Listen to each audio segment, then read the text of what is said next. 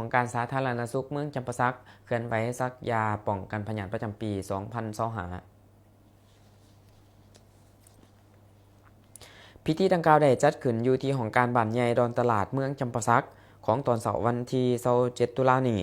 โดยภายใต้การเข้าร่วมเป็นประธานของทานนางมณีพันธ์จันทวิสุขคณะประจำพรรคเมืองห้องประธานปกครองเมืองทั้งเป็นผู้สีนำของเขตวัฒนธรรมสังคมเมืองทานนางอุตพรสมศรีท่าห้องหัวหน้าแผนกสาธารณสุขแขวงมีทานดรอินปอนเสยแสงกรรมการพรรคเมืองหัวหน้าของการสาธารณสุขเมืองมีแขกที่ถือเซิ่นมีเลขาพรรคบ้านจากกลุ่ม3ดอนตลาดและกลุ่มหาน้องพัมของห่วม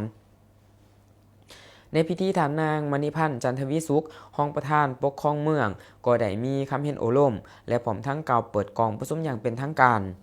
จุดประสงค์ของกองประชุมในเทื่อนี้แม่นเพื่อนำเสนอแผนการลงเคลื่อนไหวตะลุ่มบ่อนซักยาป้องกันพยาธิในสถานที่บริการที่ขึ้นกับของการสาธารณสุขเมืองจำปาสักก็คือห้องหมอเมืองสุขศาลาน้องผำสุขศาลาห้วยเงินในระยะ9เดือนที่ผ่านมา